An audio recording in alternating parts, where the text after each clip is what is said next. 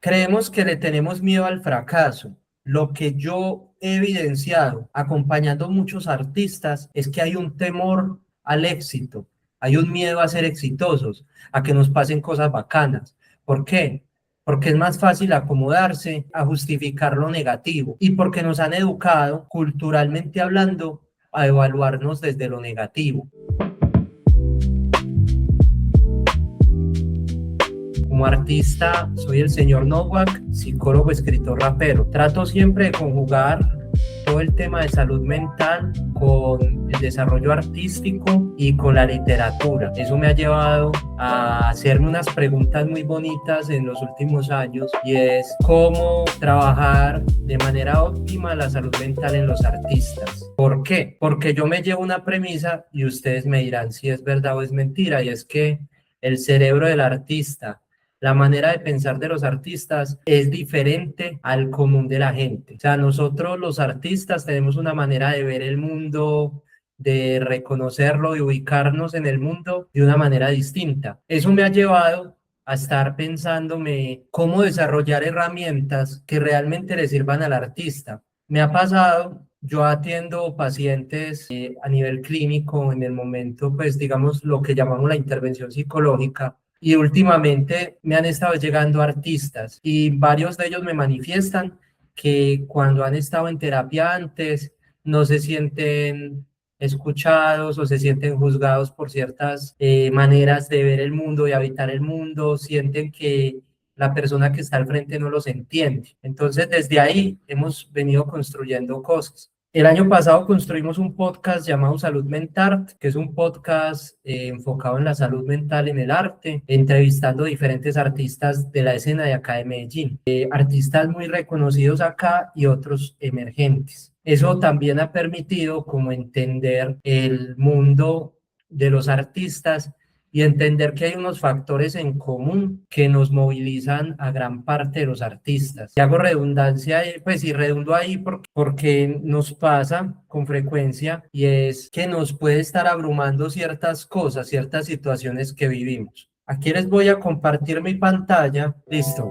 Vamos a hablar del síndrome del impostor y el burnout creativo. Este es un espacio para artistas y personas sensibles y altamente creativas. ¿Por qué enfatizo en esto? Porque si bien el espacio está pensado para personas de la escena artística, también hay personas que tienen esa conexión con lo artístico, pero por alguna razón no la han potenciado. Ejemplo, muchas veces las familias nos exigen o dentro de las presiones familiares tomamos decisiones desde lo profesional, decimos, ve, voy a ser ingeniero, voy a ser médico, pero internamente hay un llamado desde lo artístico, desde lo creativo, que no se ha potenciado. Este espacio también es para esas personas. Ahorita les estaba haciendo la introducción de quién era yo, señor Novak como artista, Sebastián Echeverry Sosa como psicólogo. Mi trabajo siempre viene enfocado desde la psicología como psicólogo, como escritor. Hace 2 años escribí un libro enfocado en la prevención del suicidio y como rapero, que es mi proyecto principal y es lo que me apasiona. Creador del podcast Salud Mental y del proyecto híbrido Danzando con la Muerte. Este es mi libro. Entiendo el arte como terapia, pero también reconozco los abismos emocionales de la industria y las dificultades que se presentan en la vivencia y la experiencia del artista. Acá tomo una frase de Rick Rubin de un libro que les recomiendo, que se llama El acto de crear. Crear no es solo producir, es escuchar hacia adentro. El silencio, la contemplación y la presencia son parte del proceso. La creación puede ser terapéutica, una forma de meditación activa, que en lo referente a la salud mental es usar el arte como espacio de conexión consigo mismo. Ahora vamos a entrar a esto para los que no saben qué es y de qué se trata eso del síndrome del impostor. Y empecemos por ahí. ¿Qué es el síndrome del impostor? El síndrome del impostor es la creencia persistente de que tus éxitos se deben a la suerte y no a tu talento, acompañada del miedo constante a ser descubierto como un fraude. Una pregunta aquí. ¿A usted les resuena, a alguno o alguna les resuena esto?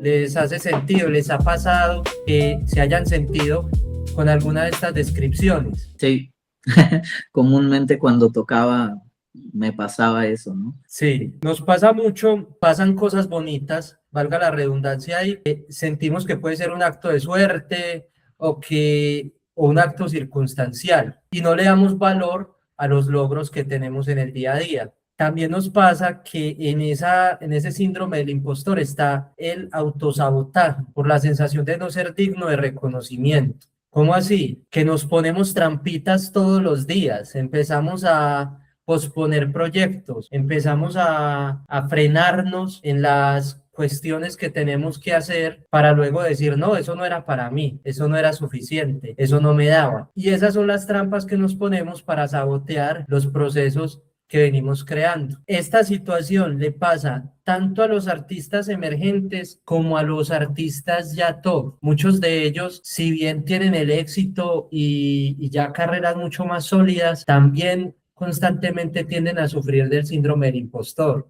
No sé, los que han vivido los escenarios y que han estado pues como en momentos, digamos, de esos que yo nombraría mágicos, dentro de un escenario, ¿han sentido ese vacío que pasa cuando uno se baja del escenario y toca otra vez como el piso, como aterrizar? Si Por les ha acá. pasado, Sí, justo eso que dices, alguna vez me pasó, como que caes en pie, como que de vuelta a la realidad, ¿no? O sea, un día estás tocando, cantando en un escenario gigante, imponente, y al siguiente día tienes que volver al trabajo, entonces es como que ahí empiezas a dudar de si realmente lo mereces, ¿no? exacto, y se toma muchas veces como si fuera un golpe de suerte, como que te pasó y no te va a volver a suceder. Y el síndrome del impostor nos lleva, son como esas palabritas que van pasando por la mente diciéndote, poniéndote trampas, por eso es el impostor ahí jugando y es como que te dice, ah, vos sí serás suficiente, realmente esto que hiciste sí será tan bueno que te vuelvan a llamar,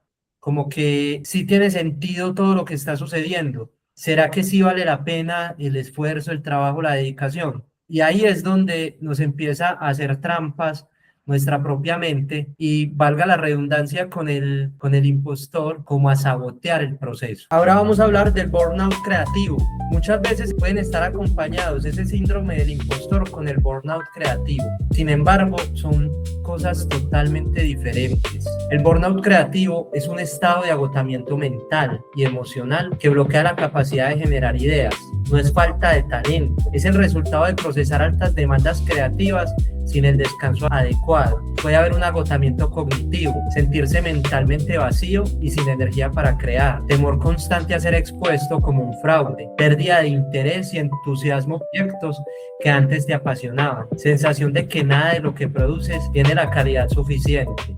A veces es tanta la presión que nos ponemos y estaba leyendo un poco las preguntas que hacían en la previa en el formulario y me llegaba algo de eso. Y es que a veces nos ponemos expectativas demasiado altas o comparaciones que se salen del contexto que tenemos. Y eso nos lleva en esa autoexigencia a quemarnos rápidamente, como a desmotivarnos porque no vemos los resultados que esperaríamos tener o que pensamos que se pueden tener. Voy a poner el ejemplo más claro. En una investigación hablan de que tanto el síndrome del impostor como el burnout creativo se han visto potenciados por el manejo de las redes sociales. Varias de las personas encuestadas hablaban de un 54% que nombran las redes sociales como un elemento que los satura y que termina siendo una trampa para los artistas. ¿En qué sentido? Cuando yo publico algo, yo tengo una expectativa de que le llegue a un número de personas. Si yo me comparo, por ejemplo, con Bad Bunny en este momento, con El Jera, con Nampa Básico, con artistas que son ya de un nivel mayor y veo los números de ellos y me empiezo a comparar y mi única oportunidad de pensarme como artista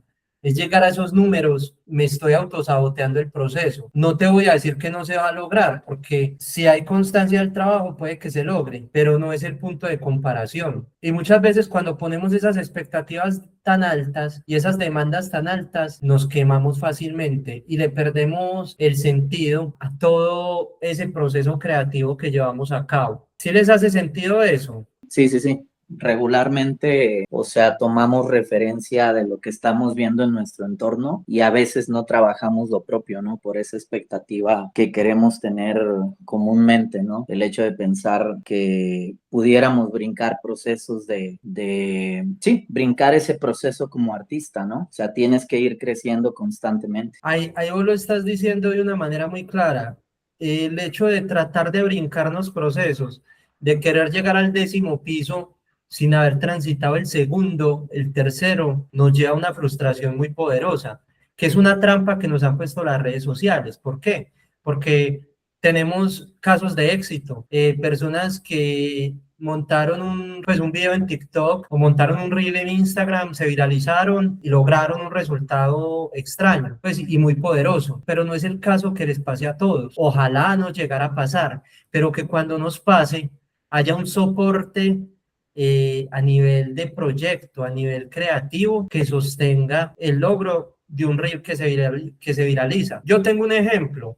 A mí me pasó en TikTok, yo saqué una canción para un equipo de fútbol de acá de Medellín, le escribí una canción a Nacional y cuando la lancé se me viralizó en TikTok. Tuve un video, pues para mí viralizar, puede que para otros sean números pequeños, pero para mí, yo pasé de tener 30 seguidores a tener 4.500 y que un video se me viralizara a más de 120.000 reproducciones. En ese momento yo me imaginé que eso iba a potenciar mi carrera, que ya me había cambiado la vida, que me iban a llamar los jugadores de fútbol, que iban a pasar un montón de cosas. Pasaron cosas, sí, pero no de la manera que en el imaginario yo pensaba. Y eso me frustró mucho, porque luego yo decía, ¿qué más tengo que hacer? Al final también me doy cuenta que, pues, si bien era una canción que podía potenciarse, era una canción de nicho y que todavía suena y hay momentos donde la ponen cuando hay partidos, pero que no es la base de mi proyecto. Fue un evento fortuito que me ayudó a tener números, pero no algo que me fuera a solidificar como artista. ¿Cómo reconozco que estoy viviendo esto? Hay algo que era una de las preguntas que me hacían y acá les voy a responder. Ambos problemas actúan como trampas mentales que distorsionan cómo ves tu propio trabajo. Como son procesos psicológicos distintos, las señales de alerta se manifiestan de formas muy particulares. El síndrome del impostor tiene que ver con el miedo de enfrentarme con situaciones. Es decir, creemos que le tenemos miedo al fracaso. Lo que yo he evidenciado acompañando a muchos artistas es que hay un temor al éxito, hay un miedo a ser exitosos, a que nos pasen cosas bacanas. ¿Por qué? Porque es más fácil acomodarse a justificar lo negativo y porque nos han educado, culturalmente hablando, a evaluarnos desde lo negativo. No sé cómo será en México, pero acá en Colombia nos pasaba mucho de niños que los profesores solamente nos llamaban la atención cuando vos te estabas manejando mal, cuando estabas cometiendo el error, cuando estabas cometiendo una falta. Era raro que el profesor estuviera pendiente del estudiante brillante, inteligente, que estaba haciendo las cosas bien. Y lo mismo pasaba en los hogares. Al niño se le reconoce cuando comete una falta, cuando se equivoca, pero pocas veces nos reconocían cuando estábamos haciendo las cosas de una manera correcta o cuando estábamos avanzando. Históricamente tenemos ese miedo y no es el miedo al fracaso, sino el miedo al éxito.